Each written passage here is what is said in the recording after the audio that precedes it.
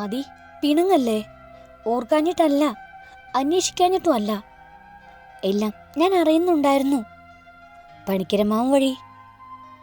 ആദിയുടെ അമ്മാവനാണ് പണിക്കർ. ഒരുപാട് തവണ അമ്മാവൻ ആദിയോട് പറയാൻ ഒരുങ്ങിയതാണ്. ഞാനാ തടഞ്ഞത്. അന്ന് ആദിക്ക് ആക്സിഡന്റ് ഉണ്ടായ അന്ന് ഞാൻ ഹോസ്പിറ്റലിൽ വന്നിരുന്നു. എൻ്റെ പാറുവിനെ അവസാനമായി ഞാൻ കണ്ടു. ആദിയെ കാണുന്നതിന് മുമ്പ് മനുവേട്ടനും ഫ്രണ്ട്സും എന്നെ അവിടെ നിന്ന് പിടിച്ചുകൊണ്ട് പോയി. ആ സമയത്ത് മനുവേട്ടൻ ഒരു പാവം പെണ്ണെ നശിപ്പിച്ച് ആ കേസും ഉണ്ടായിരുന്നു. അവിടെ നിന്ന് മാറി നിൽക്കേണ്ട സാഹചര്യം വന്നപ്പോൾ US പോകാൻ തീരുമാനിച്ചു. മയക്കുമരുന്ന് നൽകി എന്നെ അവർ US കൊണ്ടുപോയി. ഒരു മാതാപിതാക്കളും ഒരിക്കലും മക്കളോട് ഇങ്ങനൊന്നും ചെയ്യില്ല. അവർക്ക് സ്റ്റാറ്റസ് ആയിരുന്നു വലുത്. ബോധത്തോടെ അവരുടെ കൂടെ ഞാൻ പോവില്ലെന്ന് അവർക്ക് ഉറപ്പായിരുന്നു. US ഫ്ലാറ്റിൽ 1 മാസത്തോളം എന്നെ പൂട്ടിയിട്ടു. ജോലിക്കാരി വഴിയാ ഞാൻ അവിടെ നിന്ന് രക്ഷപ്പെട്ടത്. എൻ്റെ ഒരു ഫ്രണ്ട് വഴി നാട്ടിലെത്തി. ആദ്യം കാണുന്നതിന് മുമ്പ് ഒരുപാട് ചെയ്തു തീർക്കാനുണ്ടായിരുന്നു. ഞാൻ നാട്ടിലെത്തിയിട്ട് പണിക്കരമ്മാവൻ്റെ സംരക്ഷണത്തിൽ കഴിഞ്ഞു. പിന്നെ എൻ്റെ സഹോദരൻ്റെ പിടിയിൽ എരിഞ്ഞടങ്ങിയ ആ പെൺകുട്ടിയെ കാണാൻ പോയി. ദിവ്യ എന്നായിരുന്നു അവളുടെ പേര്. ഭ്രാന്തിയെ പോലെ ഒരു മുറിയിൽ കഴിഞ്ഞവള് എല്ലാവർക്കും നൊമ്പരായിരുന്നു. കേസ് കൊടുത്തിട്ടും ഫലമില്ലെന്ന് അവർക്ക് അറിയായിരുന്നു.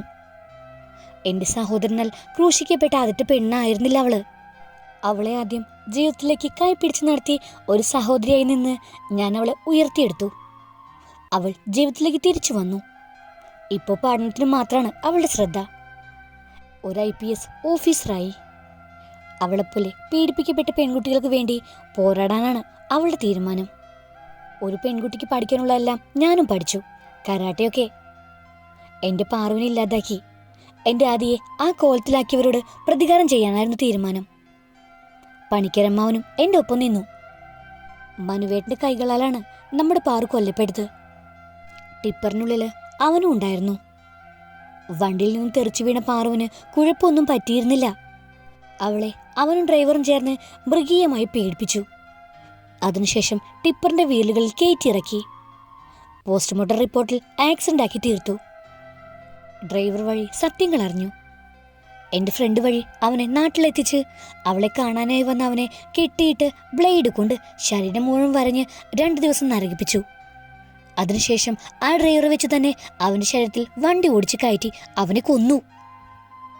ഡ്രൈവർ വീട്ടിൽ തൂങ്ങി മരിച്ചു. അങ്ങനെ ആക്കി തീർത്തു. എൻ്റെ പാറുവിന് വേണ്ടി ഇത്രയും ചെയ്തില്ലെങ്കിൽ ഞാൻ അവളുടെ ഏട്ടത്തിയാവുന്നത് എങ്ങനെയാ?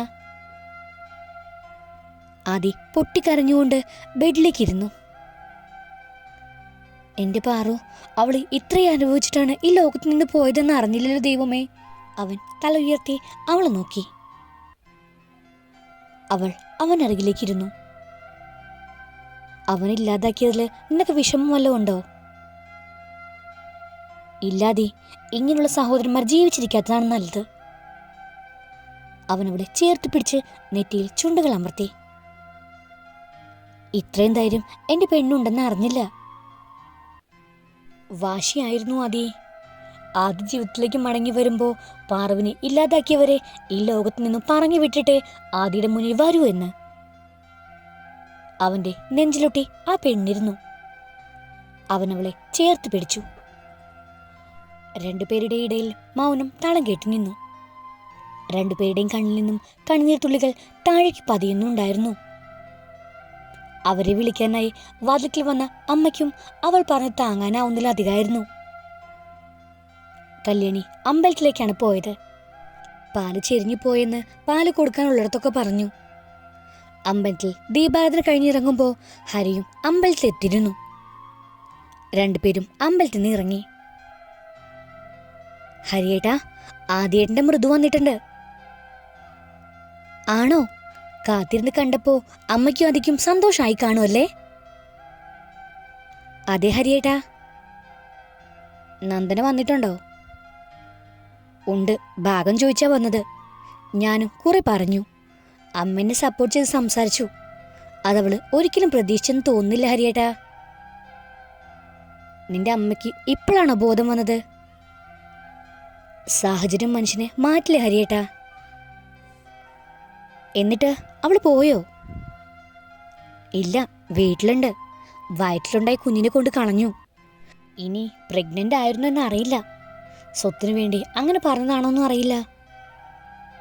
മിഥുന്റെ കാര്യം അവൾ അവനിൽ നിന്നും മറച്ചു. അതറിഞ്ഞ തല്ലിന് പോകുമെന്ന് അവൾക്ക് ഉറപ്പായിരുന്നു. നിന്റെ പഠിത്തം എങ്ങനെ പോകുന്നു? കുഴപ്പമില്ല. എന്താ? കേട്ടില്ല.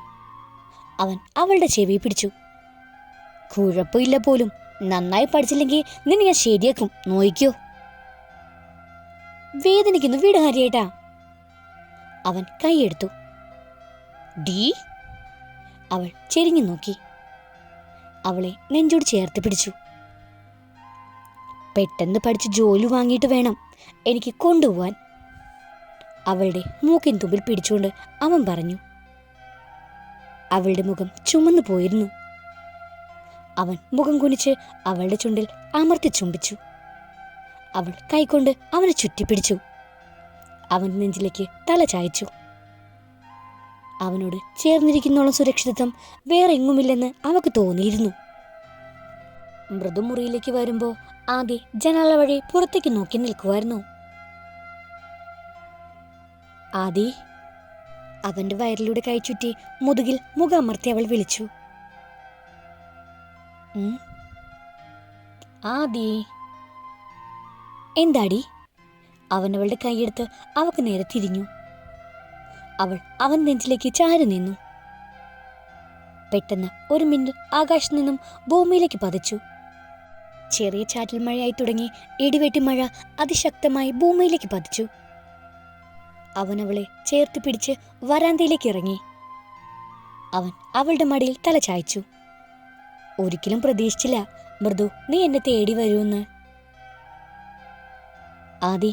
ആദിയില്ലെങ്കിൽ ഈ മൃദുലയില്ല. നീ എന്റെ ജീവനും ശ്വാസവും ഒക്കെയാ. അവൻ അവളുടെ കഴുത്തിൽ കൈയിട്ട് അവന്റെ മുഖത്തേക്ക് കൊണ്ടുവന്നു. പെട്ടെന്ന് വരാന്തയിൽ ലൈറ്റ് ഓണായി. രണ്ടുപേരും ഞെട്ടി എഴുന്നേറ്റു. അമ്മ.